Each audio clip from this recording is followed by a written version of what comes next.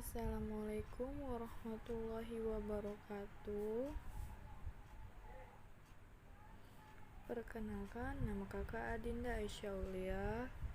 Kakak akan menjelaskan tentang dapat menyebutkan alat macam komunikasi tradisional dan modern. Alat komunikasi tradisional. Yang pertama, surat. Surat menjadi satu di antara alat komunikasi tradisional paling terkenal pada zaman dahulu.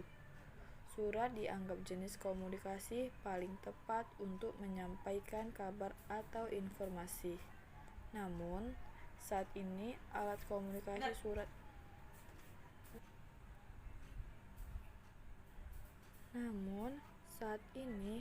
komunikasi surat mulai ditinggalkan masyarakat karena perkembangan teknologi yang sangat pesat dan dianggap kurang efektif. Yang kedua, lonceng, kentongan, atau alat yang mengeluarkan suara. Alat ini adalah alat yang mengeluarkan suara, maka dari itu ada beberapa alat yang mengeluarkan suara lainnya yang dijadikan macam-macam alat komunikasi tradisional. Kentongan sampai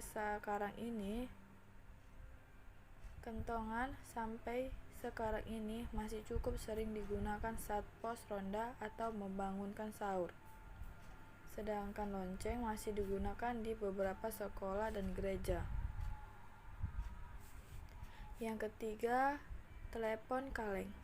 Telepon kaleng mungkin merupakan macam-macam alat tradisional yang masih sering dipraktekkan di sekolah karena pembuatannya yang mudah.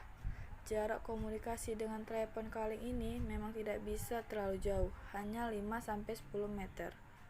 Namun, sudah cukup untuk komunikasi dari tingkat 1 ke tingkat 2 pada sebuah bangunan. Syarat yang harus terpenuhi adalah benang harus dalam keadaan tegang dan lurus. Yang keempat, telegraf. Telegraf merupakan alat komunikasi yang menggunakan perantara listrik untuk mengirim dan menerima sinyal sesuai kode dalam bentuk pulsa listrik.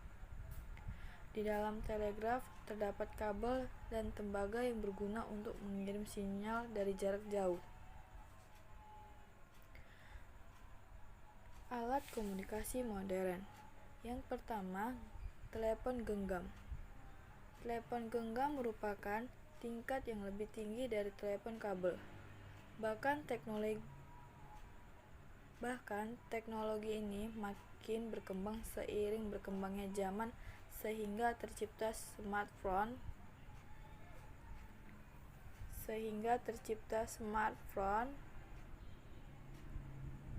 yang sudah banyak dimiliki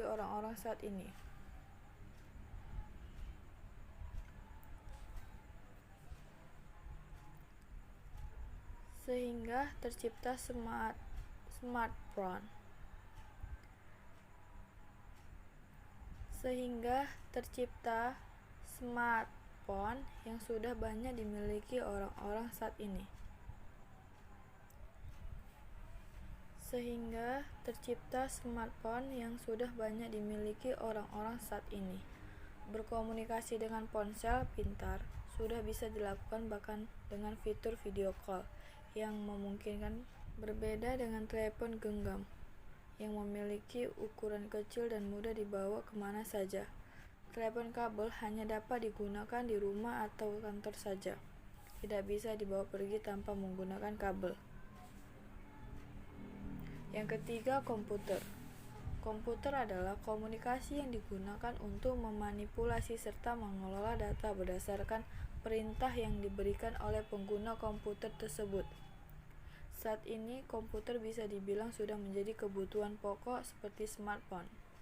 Bahkan tidak hanya untuk alat komunikasi, komputer memiliki berbagai fungsi lainnya yang dapat menunjang kehidupan manusia.